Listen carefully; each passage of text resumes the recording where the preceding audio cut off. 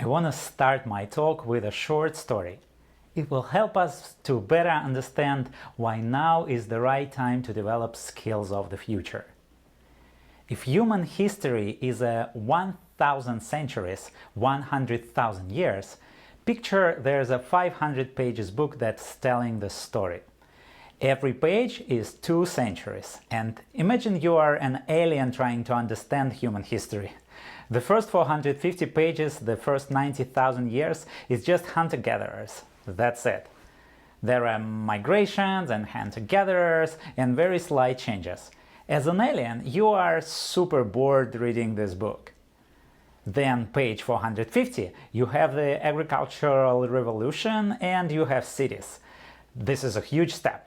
And then last 50 pages of the book, things start to develop in a kind of interesting, cool way. On page 490, you have Jesus. Think about it. AD just started 10 pages ago. On page 498, you'll have the Enlightenment. And right at the beginning of page 500, you have the Industrial Revolution. And the progress goes on steroids. The population balloons from 1 billion to 7 billion on page 500 alone. On every other page before 500, transportation meant walking, running, maybe sailboats. Page 500, we are going to space station. We have planes and cars. Communication on page 499 and earlier meant talking to people and writing letters with your hand. Page 500, we have Zoom and internet. So you're an alien reading this book and you are on the page 500 and you just can't believe what's happening. You say, oh my God, this is the story. This is what it's all been leading to. What about to happen? You're about to turn to page 501 and you're just like, things are about to happen here. And this is where we all were born. It's crazy. We should understand that it's either going to be an awesome story for humanity or it's just going to be an 501 page book. Either page 501 is the new BC or this is the end of the book. Now my big question is, what can we actively do to make sure that this is not 501 page book? What skills will allow us to continue on? Or if you want, lack of which skills will make the book end? This is how I define the search for skills of the future. A lot of people read Yuval Harari and he is great in making us understand the history and our possible future. But if I had a magic wand, I would make every human on Earth read Tim Urban's series called The Story of Us. Tim Urban is one of the internet's most popular writers. With fun stick figure illustrations and epic prose and everything from procrastination to artificial intelligence, Urban's blog Wait But Why has millions of fans. In The Story of Us, Tim creates a new language to help us think better about the way we think. He suggests that in our mind we have 2 entities, the primitive mind and the higher mind. Primitive mind is like an old software that is only wired to pass over genes at basically any cost. Higher mind is a new creation. This is where we get reason, empathy, and imagination from. At different points, one of minds can take over and can make us do either something very primitive or something that we can be proud of. In my opinion, skills of the future are the ones that help us to spend more of our time in our higher mind and less in our primitive mind. My company is called Elk Academy. Elk here stands for Education plus Love equals Knowledge. To me, this means that only connecting technology with human empathy, care, and love, we can create new education.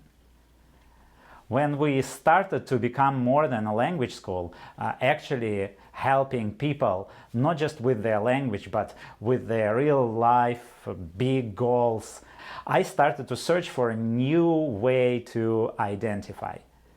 A friend of mine told me about the 4 C's concept, and I was happy this was so close to the skills that we were actually teaching.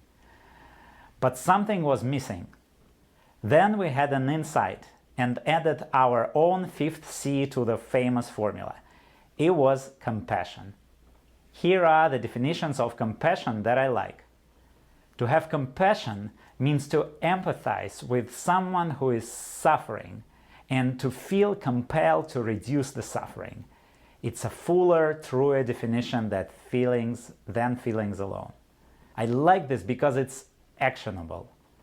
Every day, using our learning by doing methodology, I iterate and experiment together with our teachers and students to create programs that would create a holistic approach to a new practical education that would teach skills of the future.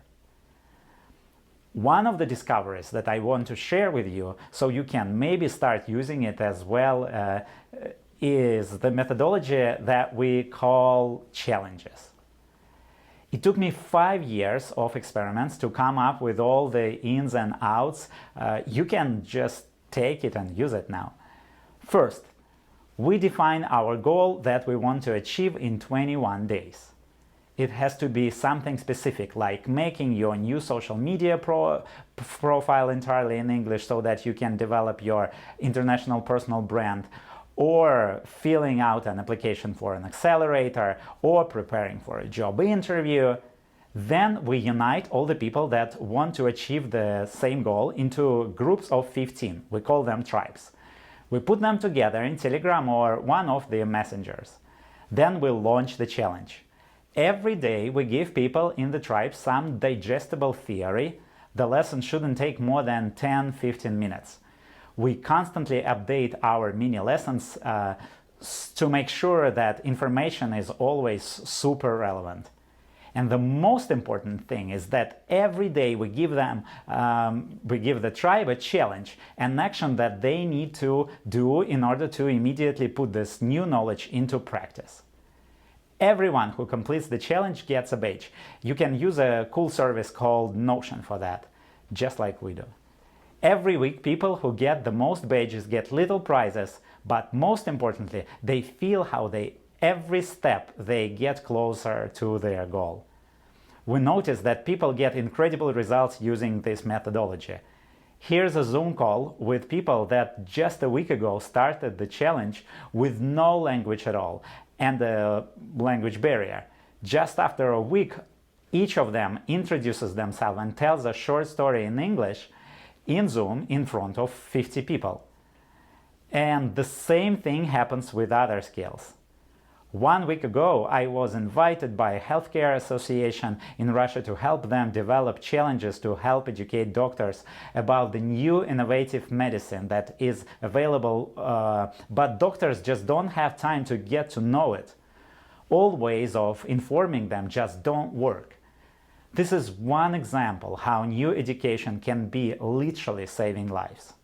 So, get together with your friends, find a common goal, and stick to making small steps in order to achieve it in 21 days.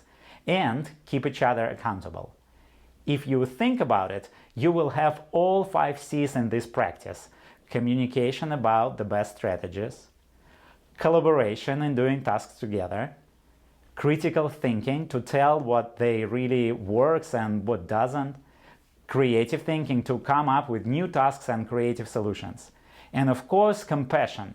Your tribe becomes your family. We see so much love and support in them. Challenge yourself this way and your higher mind will thank you. I think any conference is a great way to discover new people and new ideas. But I also think it all means nothing if we don't follow up and don't put the new connections and knowledge into practice. So please, reach out to me and other speakers of my panel, and let's build a new, higher mind world together.